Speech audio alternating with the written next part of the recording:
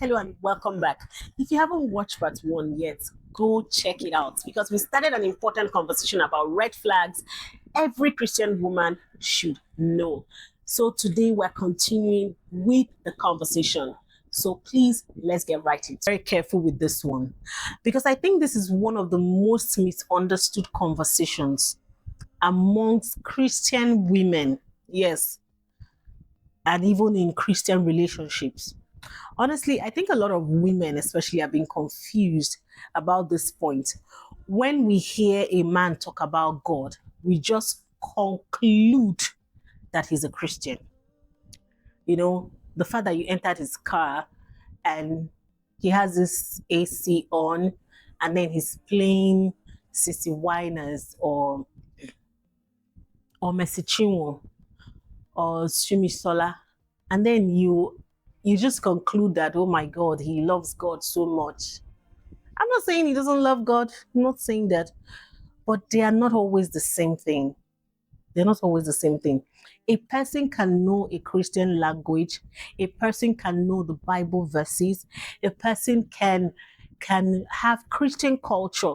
A person can know exactly what to say. A person can speak in tongues, but still not genuinely pursuing God. Why is this important? It's important for you to marry a man that fears God, a man that honors God, a man that values God. Because a man that honors God and values God will answer to God first before he answers to you. And that way you are protected. You know that you have the right covering. Please, let's stop putting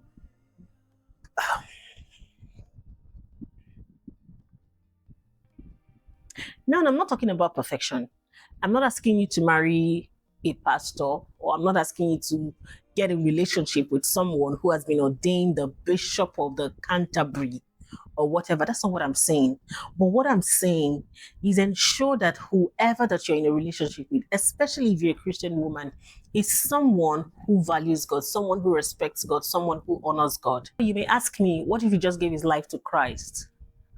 If he just gave his life to Christ, does he have accountability? Who is mentoring him? Who is discipling him? Is the person discipling him a discipler of Jesus? Or has the person discipling him been discipled by Jesus? You know, if he just got born again, there should be someone who is discipling him and ensure that that person has been discipled by Jesus. You know, that person is following the footprints of Jesus. And you need also ask yourself, does he have the evidence to grow? And for me, I think instead of just maybe jumping in, you can give him a little time to grow. I don't know. I can't tell you how much time to give him, but I wouldn't also say give him. You're not, of course, you're not going to be giving him 5 years, 10 years, but I think the most important thing is he should have someone discipling him. That there should be an evidence of that hunger to grow.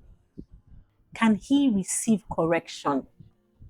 You know, can he receive correction? Can someone challenge him? Can someone challenge him without him becoming defensive and violent? When the relationship moves into marriage, it's a different ball game. It's a different ball game. If he does not have anyone that he listens to before the relationship becomes marriage, it's not safe for you. Because it's important for you that in marriage, when the relationship eventually gets to marriage and there are issues,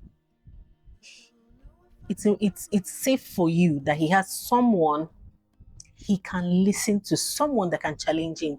If he doesn't have that kind of person in his life, you're not safe. You are not safe. He must be accountable to someone. Does he take responsibility? These are evidence of discipleship. Does he take responsibility when he's wrong? Is he the type that takes responsibility? Does he submit to the word of God even when it's uncomfortable? Discipleship is not proven when obedience is easy. We need to know that. Pay attention to humility. Pay attention to teachability. Pay attention to accountability. Because oftentimes what we do as women is that when we fall in love with potential. At that moment, because we are in love, we see who they could become. We see their potentials, and there's nothing wrong with that. There's nothing wrong with that, absolutely. But you cannot build a relationship solely on potential. You can't build a relationship, cannot thrive solely on potential. You have to pay attention to reality too. Because over time, that relationship would not always be in the butterfly stages. There are real moments. So when he says he genuinely loves God, you won't just hear it in words. You're going to see him put that love for God to action through the things he does, through the way he treats you, through the decision that he takes in his personal relationship with God, through the decision that he takes in his business, through the decision that he takes in his finances, in other areas of his life. You're going to see that love for God, the way he handles correction, the way he handles temptation, the way he handles responsibility, and a whole lot of other things. The fourth red flag is boundaries. Can we talk honestly about this boundary issue? Because I think this red flag hides in plain sight. And because it hides in plain sight, most women don't recognize it until very much later. It usually doesn't start with something big. It starts with something very small. So you're uncomfortable with something. So instead of him respecting what you said, he negotiates. He starts convincing you. I don't think that's a good idea. Oh, it's not a big deal. But you said you love me. So how do you prove it? And suddenly you begin to defend your position as the love of his life, the center of his world. All of a sudden, I'm not comfortable with that. All of a sudden, those moments you say, I'm not comfortable with that, the conversation shifts to, why are you being so unreasonable? Why are you being unreasonable? Are you acting strong? All you these women I'm talking about, does this sound familiar? Now, let me tell you something. A healthy relationship does not mean that you will not disagree.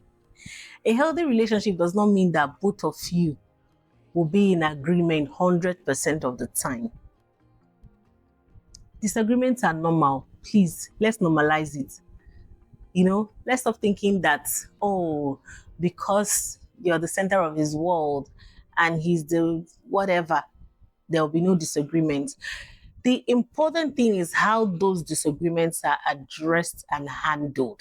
But one thing that you must always remember is that respect. If someone respects you and if someone loves you, they would honor your boundary. Let's look at Jesus. Jesus is a gold standard. There were moments that Jesus withdrew. There were moments that he said no. So if Jesus had boundaries, you can also have boundaries. Boundaries are healthy in every relationship. Even with your girls, like your fellow women, boundaries are very important. The fact that you set boundaries in your relationship doesn't mean you're a difficult person. A woman who communicates her belief is not a difficult person. A woman who says no when she means no is not a difficult person. And the right person will understand that. And someone who genuinely loves you will respect your boundaries. Red flag number 5. He's comfortable being idle and avoids responsibility. When people hear this conversation, their mind just goes to wealth immediately. We're talking about something deeper here. We're talking about responsibility. Sometimes as women, when we're in a relationship, we focus more on chemistry and we leave all the other important things. Pay attention to the flowers, we pay attention to the text messages, we pay attention to the calls, and we forget the important things. So let me give you an example. If I see a man selling bottled water or driving a taxi, working in a small shop, or serving as an apprentice, I see a man that is trying to build a business, doing something honest with his hands. I respect that man. I genuinely respect him. You know why? Because everybody starts somewhere. There's always a ground zero to begin from. Not everyone starts with money. This is why I said responsibility is not just about money.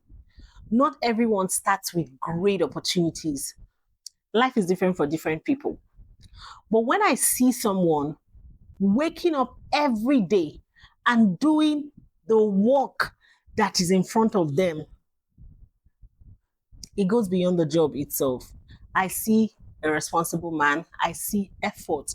I see someone trying. And honestly, I have a lot of respect for that compared to someone who always has a reason why he cannot work. He always has a reason why he cannot do anything. Every conversation is an excuse. Every year sounds exactly like the previous year. The excuses are the same year in, year out. The government is a problem. His uncle in London is a problem. His auntie in the village is a problem. His elder brother that refused to give him money is a problem. Everything is a problem. His friends are the problem. His boss is the problem. Life generally is the problem. He never takes ownership of it. I love about the story of Adam. Adam already had something he was doing. Before Eve showed up, he had something he was doing. God had already given him an assignment. He was already tending to the garden before Eve came. So I think there's wisdom in that.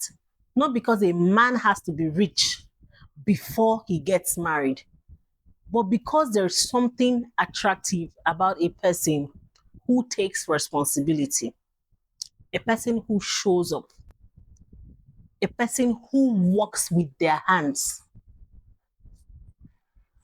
a person who doesn't who doesn't sit around waiting for life to happen.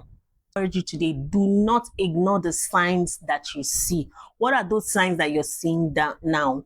You can share them in the comment section. Repeated patterns. Stop explaining repeated patterns away. Don't dismiss every red flag that comes to you as overthinking. You're not overthinking. The conversation is not about looking for a perfect man, because we're all growing, But the fact that you're growing doesn't mean that you should not pay attention to red flags. Say these feelings will change. Chemistry will come and go. But character has a way of showing up over and over again. Things we ignore at the beginning often becomes the things we struggle with later. I'd love to hear from you in the comment section. Which of these 5 red flags resonates with you? Let's talk about it. And thank you so much for hanging out with me again. See you next time. Please like, share, comment, and subscribe. Bye. And always remember, you're rooted in God.